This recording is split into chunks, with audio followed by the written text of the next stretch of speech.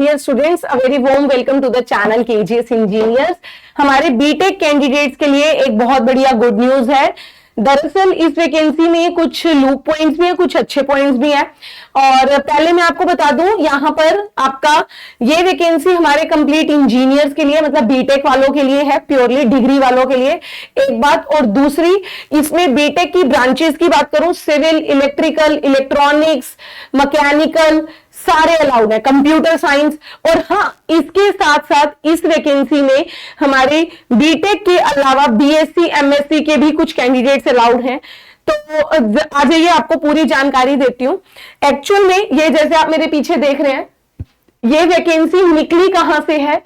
UPPSC की तरफ से है। जी हां, यूपी की है, Uttar Pradesh public service commission. UP देखते के साथ कोई बच्चा ये मत सोचिएगा कि मैम अनदर स्टेट अलाउड नहीं है।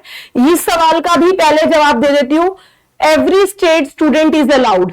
बट ये है कि अगर आप कोई एससी एसटी कैटेगरी के हैं, तो अगर अनदर स्टेट के हैं, तो आपको अपनी जनरल की कैटेगरी में, मतलब जनरल में ही फाइट करना होगा। ठीक है, तो अभी तक तो ये सारे अच्छे अच्छे पॉइंट्स की बात हुई, लेकिन लूप पॉइंट ये है कि नंबर ऑफ वैकेंसी जनरल की कम है, जनरल की।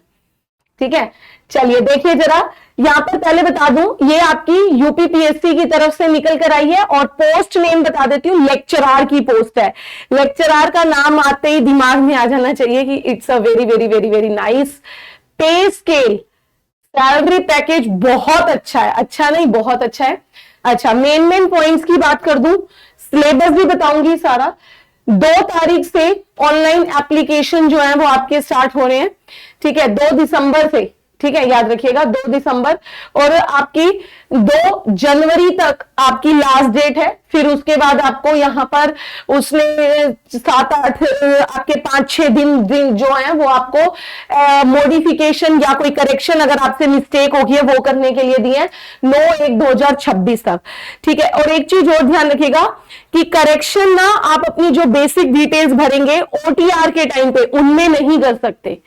ठीक है, तो सबसे पहले आपको यहां पर ओटीआर करना होगा, मतलब 1 टाइम रजिस्ट्रेशन करना होगा अप्लाई करने से पहले। जिन्होंने यहां पर कह रहे हैं कि ये कहां पर जाके करना है, आपको ऑफिशियल साइट बताई हुई है, ये वाली uppsc.up.nic.in, इस पर जाकर सबसे पहले ओटीआर कीजिए अपनी डिटेल्स फिल करके। फिर उसके बाद आपको अपने उस 1 टाइम रजिस्ट्रेशन से आपको वहां पर ओटीआर मिल जाएगा। फिर उसके बाद जाके आप अपनी पूरी डिटेल भरेंगे। फर्स्ट स्टेज, सेकंड स्टेज, मतलब फर्स्ट में आपका सिंपल है कि आपको अपनी डिटेल्स भरनी होंगी। सेकंड स्टेज में वो आपसे यहां पर जाके आपको एप्लीकेंट डैशबोर्ड आ जाएगा, वहां पर आपको अपनी फर्दर आगे की डिटेल भरनी है। थर्ड स्टेज में आपको वहां पर आपकी जो भी फीस वगैरह है वो पे करनी है। ठीक है, जब आप इतना कर लेते हैं, फीस कितनी है अब इसकी बात आ गई भाई। अगर यहां पे बात करूं तो हमारी जनरल वालों के लिए 225 रुपए है। ठीक है, अनरिजर्व्ड कैटेगरी की और ईडब्ल्यूएस की भी, ओबीसी की भी 225 रुपए फीस रहेगी। एससी एसटी की यहां पर बात करूं तो 105 रुपए है। जो पीडब्ल्यूडी है उनकी 25 रुपए है सिर्फ। एक्स सर्विसमैन की यहां पर 105 है। फिर इसके बाद वुमेन्स स्किल्ड प्लेयर, इनकी जो है वो ओरिजिनल कैटेगरी के हिसाब से है। ओके जी, कितने का फॉर्म है, कब से भरा जा रहा है, ये पता चल गया है। ओके, अब यहां पर बात आते हैं कि वैकेंसी कितनी है। भाई ये देखो, presently the number of vacancy for UP technical education teaching, मैंने बोला ना लेक्चरार की पोस्ट है, टीचिंग की है, 513 टोटल वैकेंसी है।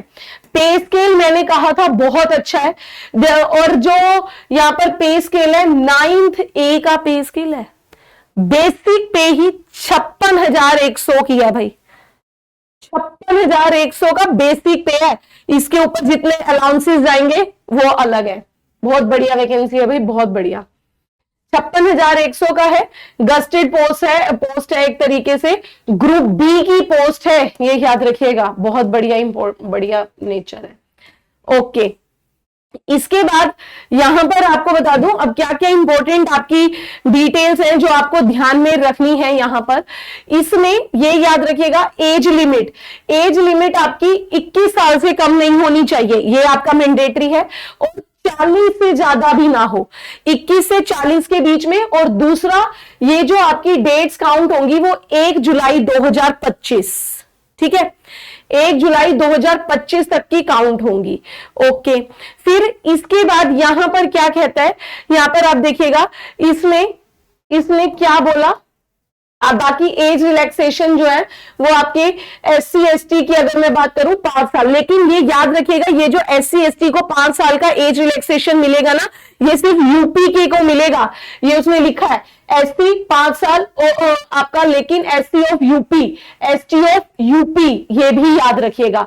आपका ये हम MP के SC है, हमें 5 साल का मिलेगा नहीं।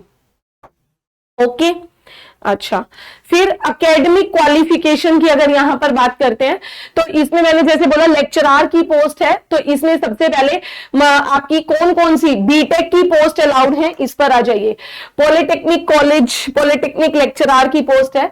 यहां पर mechanical engineering, electrical, civil, electronics, chemical, computer, paint technology, plastic mould technology, textile, footwear, सबकी है भाई, textile chemistry, leather technology, instrumentation and control की, ठीक है। फिर इसके बाद यहां पर आपकी कुछ ऐसी भी है जिसमें उसने फिजिक्स केमिस्ट्री की है, जिसमें BSc MSc मांगी हुई है। अभी मैं आपको ये सारी दिखाती हूँ। फिर आर्किटेक्चर वालों के लिए भी है और कुछ आपकी वर्कशॉप सुपरिटेंडेंट की भी है। नॉन इंजीनियरिंग जैसे मैंने बोला ना फिजिक्स केमिस्ट्री की। अच्छा, इतनी डिटेल आपको पता चल गई, कितने का फॉर्म है, कब से भरना है, कितनी एज रिलैक्सेशन है। ओके, अब यहां पर एक चीज देखिएगा, ये जो आपको बोला हुआ है, candidate must possess all the requisite qualification up to last date for submitting the applications।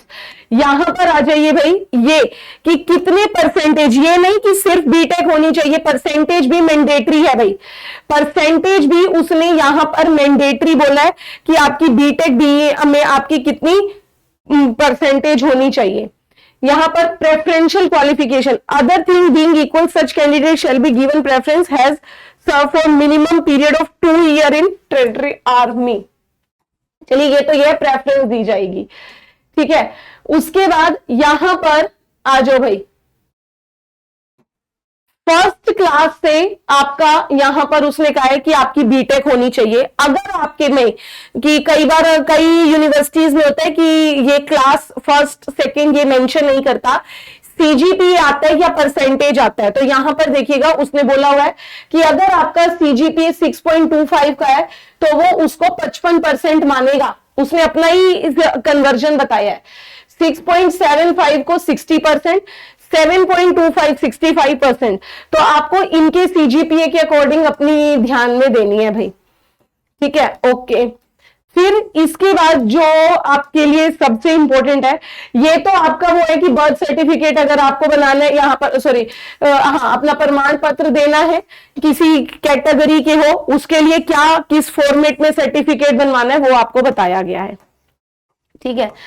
इसके बाद यहां पर सीधा आऊंगी मैं, जो आपकी इंपॉर्टेंट कि कितनी मैडम नंबर ऑफ वैकेंसीज हैं, वो भी उसने यहां पर आपको डिटेल बताई है। ये देखो, टोटल है मैंने बताया 513, जिसमें से 176 है, 176 है किसकी, जनरल की, 95 वुमेन्स के लिए रिजर्व्ड है।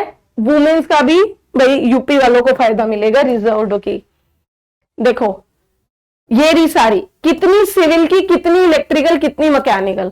मगर सबसे ज्यादा पोस्ट मैकेनिकल इंजीनियरिंग की है 140, इलेक्ट्रिकल 52, सिविल 62, इलेक्ट्रॉनिक 77।